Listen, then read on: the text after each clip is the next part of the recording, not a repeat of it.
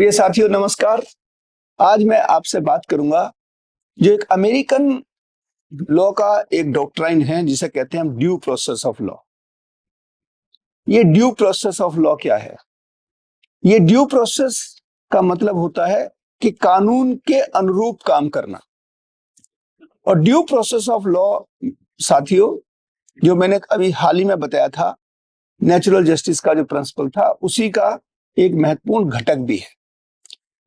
इसमें आपको समझना ये होगा कि कानून को कई प्रकार से हम क्लासिफाई या वर्गीकृत कर सकते हैं, लेकिन कानून के दो महत्वपूर्ण वर्ग हैं।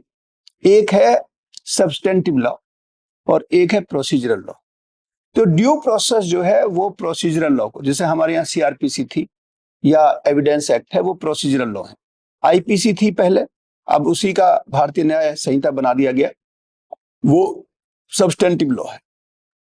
तो जो ड्यू प्रोसेस है, जब कोई हम बात करते हैं या जब हमारे जो जुडिशरी है, जब उसका कानून का रिव्यू करते हैं तो उसका सब्सटेंस भी देखते हैं और प्रोसीजर भी, यानी कि सम्यक रूप से उसको हम उसका आकलन करते हैं। जुडिशियल रिव्यू आपने सुना होगा।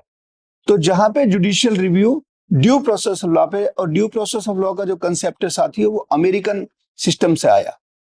हमारे यहाँ जो आर्टिकल 21 है, अगर हम उसको देखें तो उसमें प्रोसीजर एस्टेब्लिश्ड बाय लॉ था, लेकिन मेनका गांधी के केस के बाद 1978 में हमने व्यवहारिक रूप से ड्यू प्रोसेस को अपना लिया।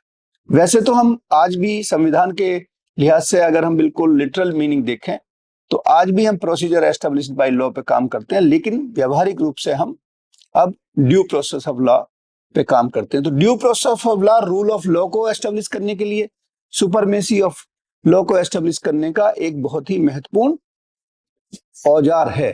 इन्हीं शब्दों के साथ मैं आपसे यह अनुरोध करूंगा कि आप हमारे इस चैनल को सब्सक्राइब करें और अपने साथियों में बांटें। जुड़े रहिए हमारे साथ। नमस्कार, जय हिंद।